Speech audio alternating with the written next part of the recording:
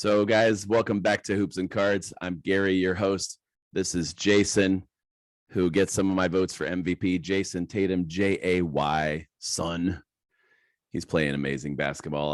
I'm not a total Celtics fan, but he makes me want to be one. So does Jaylen Brown. So does Marcus Smart. Love the aggressiveness with which those guys play and the way they lose to the Cavs in overtime. But I know that won't happen in games that matter, right? Right, Davey? Right, Boston people? Hey, so let's get into it. Basketball Cards 101, how to get started.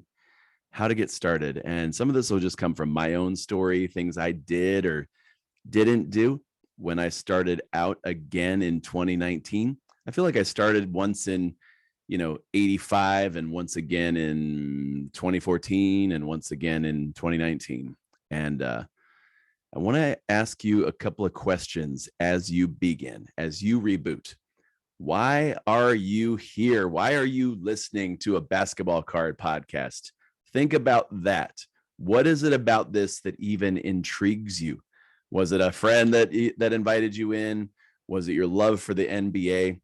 Was it as a kid you collected cards and now you're back, or you've got friends that do this? Like what is it that has you here? Because I think it's what brought you here, that, and you can find that, you can connect with that. If it's to have fun as a fan, if it's to develop a collection, if it's to make money, all those things are possible. But I would say you need to know you need to know why you're here. What brought you? What do you already love about this? Because maybe you already love basketball. That was me, and that still is. I love the game. I enjoy rooting for my teams and having my favorite players. And so, there's an unlimited number of cards to collect. There's an unlimited number of ways to do this. There's an unlimited number of players to major on. And so you have to know, why am I here? What do I love? In 2019, for me, it was LeBron James and the Cavaliers. That was pretty much it. I was enjoying going on eBay and buying single cards of LeBron James Prism 2019, silver, all the different colorways. And I wasn't doing a ton of research just yet. I was just like, I just want to buy some LeBron cards. Maybe it's because he left Cleveland and I was still going to root for him. And maybe it's because I knew that, hey, at some point, if I got back into this whole hobby, it's also a business. It's also a chance to make some money and have a lot of fun and connect with people. So that was where I rebooted in 2019. But what brought you here, right? Why are you here? The second question is, what do you want? What are you hoping to get out of this? Because you need to know that. And there are going to be other people that they're here because different reasons. And they're here because they might want different things than you do. And they're going to give you ideas, advice, all sorts of things. You got to decide, hey, here's what I want. And you've got to set some boundaries around that. I think that was number 3. What are your boundaries going to be? You got a budget, a certain amount of money.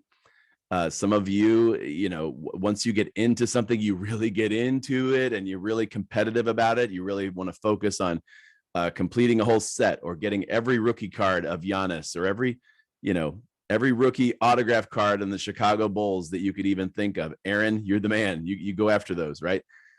There's always going to be more. And so you need to know, what are my boundaries? What am I going to focus on? And for me, during the first year of being back into this, I had to realize, hey, I have a limited amount of money. So actually set up a certain account, specific savings account at Chase Bank. You do wherever, PayPal, whatever.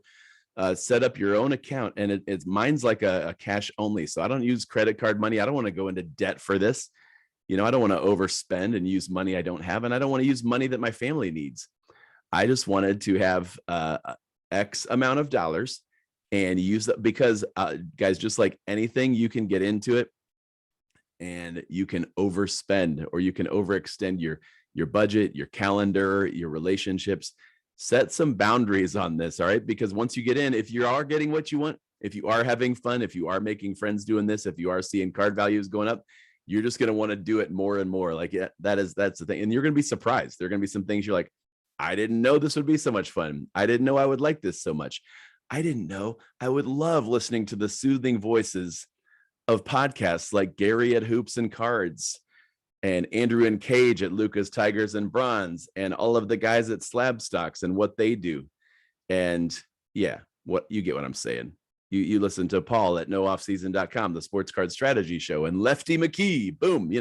That's what got me going, really, was realizing this is a global thing and I can make friends anywhere around the same common interest in the NBA and in cards. And I can connect with and learn from people all over the globe. So I'm learning from people from Istanbul, from Japan, from Australia.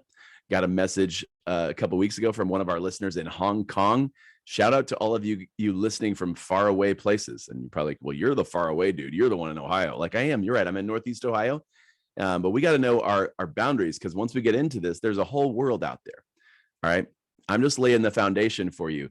Why are you here? What do you want? What boundaries will you set? And then I would say learn the things. Learn. Commit to learning. Commit to knowing the ups and downs of the card market through an NBA season. There's some basics to know about that. Learn what the major brands of basketball cards are. We did an episode on that recently. Actually, the last one. Like if I nod my head, you'll scroll back and you'll see like the last one. We went over like the cheap brands, NBA Hoops and Donruss, and the popular brands like Prism and Optic and Select and Mosaic, and the high-end, expensive but awesome-looking brands like National Treasures and Flawless and Impeccable, Immaculate, all those things. So learn the things. You're doing the right thing. You guys are taking good steps already. You're listening to a podcast that's helping you hear more stories, learn more about buying and selling opportunities or frustrations and questions that we all have in the market when it comes to basketball cards. Like, just keep learning. That's what happened to me too. I started listening to 3 or 4 podcasts on a regular basis. One is I learned a ton from them, and 2, I realized, hey, they're not talking about basketball as much as I wish they would. So I just started podcasting to myself in the car as I drive around, and I'm like, maybe I should just record this and put it out there. And kind of hemmed and hawed. I don't know why hem and haw became the phrases we use for waiting and delaying and procrastinating, but we started the podcast in March of 21 and have not looked back, and we're not looking back. Boom, we're doing this. We've had Hoops Plus as our members platform for quite a while. I've let most of you know, we've had some new subscribers lately. Hoops Plus is going to get a reboot as well. That is additional content and community for members and collectors. And we're actually going to sunset or transition the current model that's on Anchor to a different model that I'm going to announce here, maybe on our next episode. I don't know. I just don't want to do it right now. Sorry. But Hoops Plus, thank you so much for you members.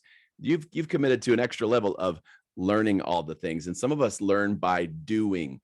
I learned by doing that I don't list a card for sale on eBay at a set price without knowing kind of the ballpark what other cards like that are selling. Like I found a card in my closet from 2014, a LeBron James card. It was a short print numbered card, even though it was just a Donruss insert card, right? Not LeBron's rookie or anything. I listed it online for $30 and it sold in 5 minutes.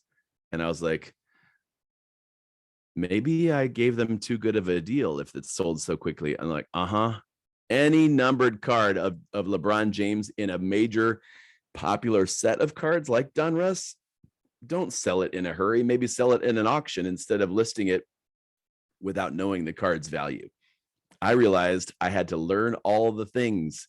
I still have to learn all the things about the market because, it's a constant learning thing to say, hey, why are some players' card values higher and others lower? Why is a guy like Kyrie Irving, I shouldn't use him, that's not a good example. I because I follow the NBA, I often notice the guys, and you guys know this, I notice the guys that are playing really, really well, but their cards aren't doing squat. Their cards aren't moving up, in value. And, I might buy a card. This happened to me 2 years ago with Julius Randle. I think every December, Julius Randle's awesome. And then by February, Julius is like, I'm just a Nick, you know. I don't know what the deal is. Maybe the Knicks are going to be good this year. I like what they've got, Jalen Brunson. I like what Julius Randle is doing. I mean, he's playing at all-star level the last 15 games and looks incredible.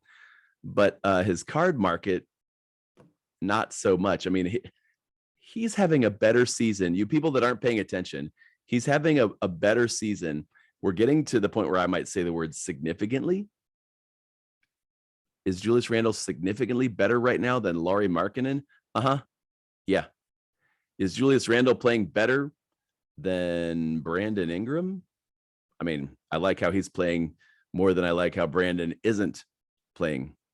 There's an opportunity when a guy is injured. My point is, I'm saying learn all the things. Learn why some players are valuable right now and some aren't. Some of it has to do with things I can explain, like, is their team good? Are they having a breakout season, doing something new? Are their cards attractive? Are they well known to investors and buyers that might traffic on eBay or any of these other online markets to buy and sell cards? Like, there's a lot of variables to this, and it's really not a science. There's some principles I can help you with in a lot of our Basketball Card 101 episodes. That's great. And listen and learn those things, but realize you're always going to be learning. And you're not getting some secret knowledge that nobody else has. You know, there's lots of us out here doing this. And so when I'm at a show and I'm looking through a guy's basketball cards and I see that, you know, he's pulled all of the Devin Vassell's out of the $1 box and the $2 box. Dude doesn't even have any Devin Vassell's in his $5 box. What that tells me is this guy knows basketball. He knows it's just a matter of time that you know, the Spurs will, maybe they'll get Victor Wembanyama, and they'll get Keldon Johnson back healthy from injury and illness, and they'll get Devin Vassell, and Vassell will be a 25-point scorer on a playoff team in 2 years. Like, he's good. So I'm not trashing his rookies, not throwing them away in my dollar box. I'm saying, this guy knows what he's doing. Keep learning. Another thing, guys, as you're starting out, get some friends. Maybe that's why you're here. You're like, I've already got some friends, and they kept telling me, man, you got to listen to Gary. You got to listen to Hoops and Cards, or you got to check out some of these podcasts. And we just happen to be one of them. Great. First of all, thank you so much for listening. I love it. Love it. Thank you for listening. Get friends, get a community, get people who you're like, I've got a question about this player. I think I'm going to, you know, spend a bit more money on this guy or this card. It's always good to have other people in your life. Maybe that's the 5 of you guys that started Shag Sports Cards, and you guys talk and you share ideas. I love that. Love it. Maybe it's the friends that you've made over the course of going to the same card shop, or me, the same card show in Hartville for 2 years. Now I know who the 3 or 4 guys number one, I know where I want to go to buy cards first, you know, because they deal fairly and they've got the cards I'm looking for. They're basketball cards. But number 2, I also know the guys I can trust, that I can go to and say, hey, John, hey, Brett, hey, Rain, hey, Brandon. You know, I can go to those guys. Hey, Fred, hey, Will. I'm just trying to name them all now so nobody feels bad. Hey, Seth. You know, there's so many. Anyway, Mike, go to the guys, you know, and girls that you already know and you trust kind of what they're going to say. Greg, you know, I know the people that will deal honest with me, but I also know the people that'll tell me, like, dude, you're so messed up. Don't send that card in for grading. Look at this. Did you see this big print line in the middle of Anthony Simons's face? I'm like, no, I was just looking for an Anthony Simons. You know, sometimes we have great intentions and it might be right half the time, but I learned so much from my friends in the hobby. Yeah, a lot of what I share with you guys on the show isn't like me going into the research study tank on market movers and blah, blah, blah, coming out with an episode. It's more like, hey, the conversations that I'm having or I'm overhearing or I'm seeing in our Discord. The Discord at Hoops and Cards is awesome and it's free. And if you want to get in, just say, hey, get me in the Discord. You know, message me at Hoops and Cards on Instagram or email me, Gary@hoopsandcards.com. I'll get you in the Discord. Get you some friends. I love that. We can even go on there and post pictures of cards we got and say, boom, look at this deal I got. And everybody's like, yeah, great job. We need the encouragement. Sometimes we need the commiserate. Man, I remember, you know, all the money I spent on bowl cards 3 years ago. And now I wish I had kept those cards because he looks like a baller. You know what I'm saying? So it's great to have a connection and people that we can share the basketball card life with. One of the things, guys, in getting started, all right, maybe you were taking copious notes and you want to write this stuff down. Start an eBay store. Just figure it out. Start an eBay store. Get you an eBay account. Learn how to buy and sell cards on eBay. Learn how to take good, clear, well-lit pictures of cards and post them with descriptive titles that people are searching for. So I would say just become an expert at eBaying. Yes, it's good to know all the other things, like there's a PWCC vault and Collectors Universe and a ton of websites that'll give you resources and help.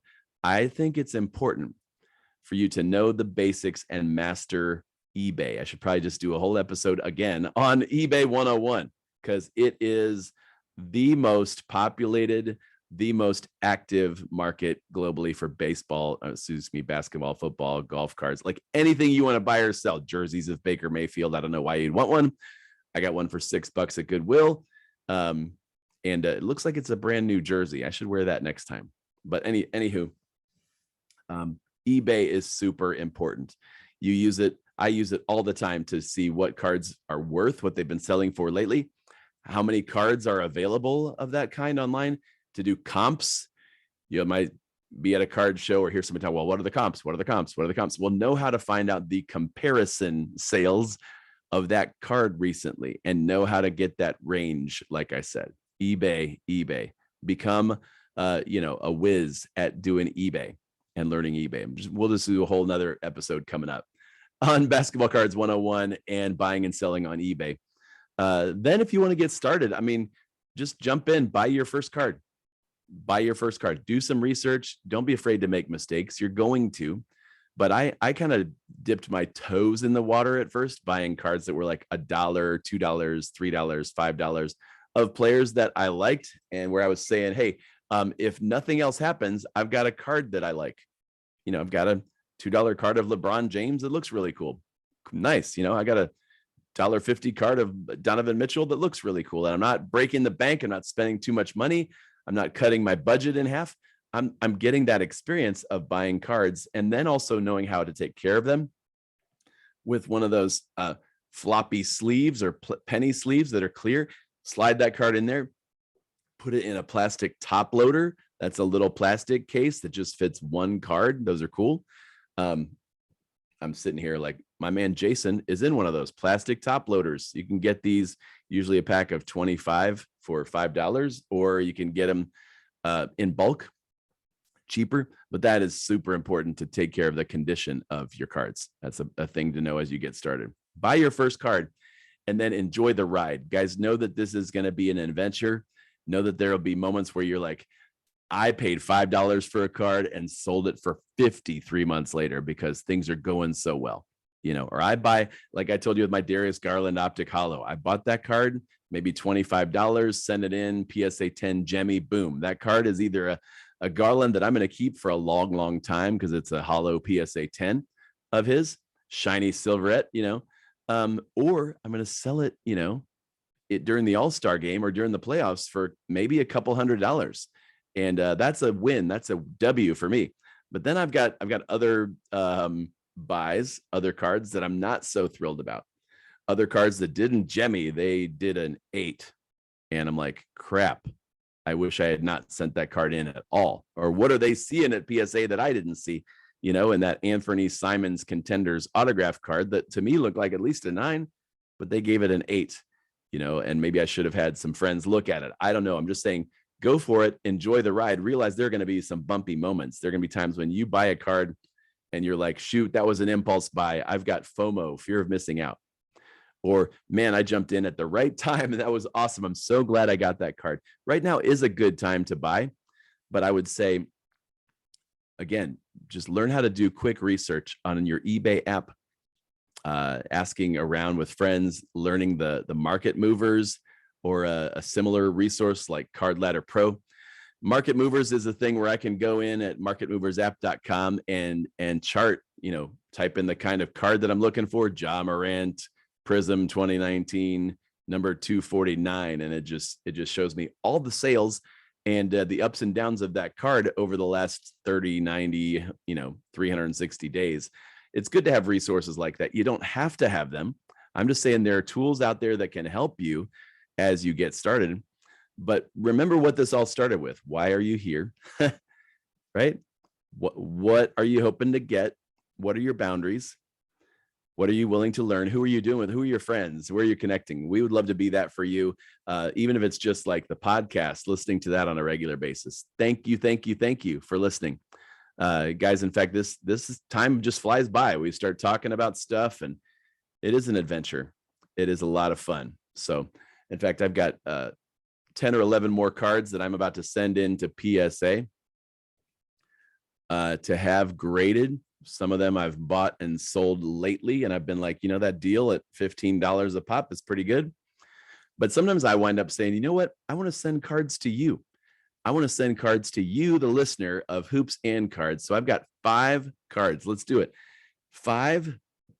I mean, while he's injured is maybe a time to get a deal on a Tyrese Maxey. So I'm going to send 5 free Tyrese Maxey rookie cards. My phone keeps ringing. I will be answering that in a moment. 5 free Tyrese Maxey rookie cards to the first 5 listeners that message me on Instagram and say, dude, get me some Maxey. And at Hoops and Cards on Instagram, or you can email me, Gary@hoopsandcards.com, for free Tyrese Maxey rookie card to our first 5 listeners that respond. And you're saying, hey, Gary, get me some Maxey. And I'm listening from, Austin, Texas, or Okeechobee, Florida, wherever it is you're listening from. Tell me, you want some Maxey? And maybe you don't want Maxey. You're like, dude, just give me some Simons. I can hook you up with Anthony Simons if you'd rather have that. Either way, 5 free rookie cards to our first 5 listeners that respond.